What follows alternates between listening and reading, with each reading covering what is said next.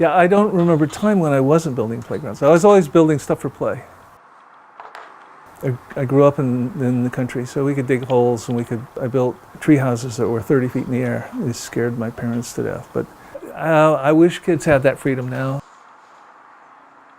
And so it means a lot to me to create a place where increasingly it's difficult for kids to have a chance to use their body in the most powerful way that they're able to at that moment.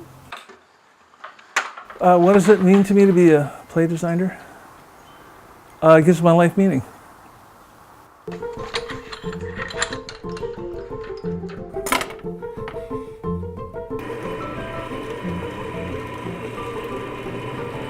What I've learned in the 50 years that I've been doing this is that it's easy to do the same thing, or maybe change the color, something like that.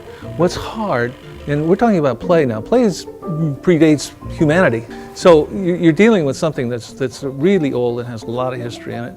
And to try to come up with something novel and new is absolutely daunting. And the existing stuff is good. So we wanted to keep all our good stuff, all the good ideas, but wherever possible, we moved beyond that into something nobody's ever seen before. So when kids come in here, they get a different experience than they're going to get anyplace else.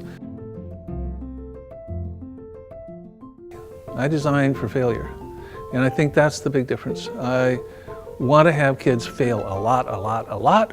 Here,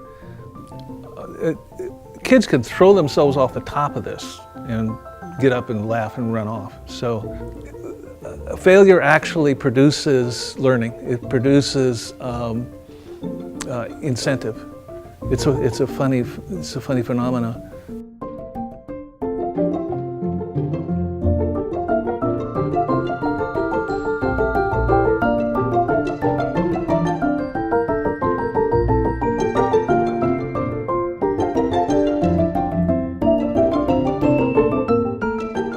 One of our goals was to be able to change the configuration so it was a novel experience. So on one hand, you have something that's extremely familiar, but it's different.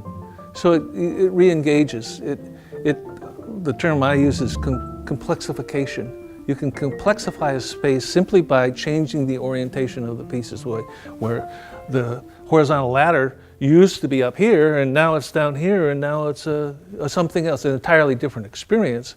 But the thing is the same. So you have familiarity on one hand and then novelty on the other, which is very different than the standard playground equipment, which is always the same. Kids don't come in here just to have a physical experience. They come in here to sing songs, to tell stories, to have a facilitated imagination. And that is so much easier when you can configure the space to support that kind of activity.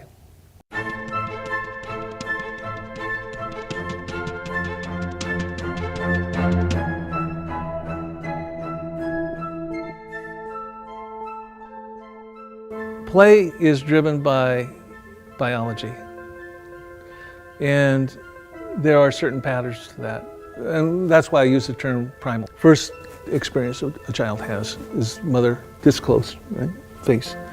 But what that becomes eventually is language, is the whole social bonding. There's spinning, there's sliding, there's running, primal impulses that the brain, the body, the child has to have in order to develop. The kids are going to play. Hey, you can take a kid to the Safeway and there's a bar there, they're going to turn on it. What I have to design for is to have the parents be willing to bring their kids in here. It has to look beautiful, it has to have the functions, it has to be there, and then suddenly not only is the kid doing what they would do with the random rail, but they're doing it in the presence of their parent. They're doing it with the parent, and that's special. They'll begin to discover they have skills in one area and maybe not so much in another. And that's really important because they're going to be guiding that child for a long time.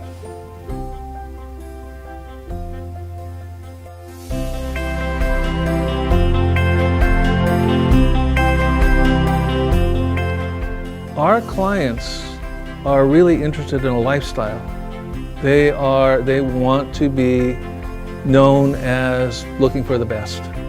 Now, I think that coming here is the best, and this stuff says, expect the best.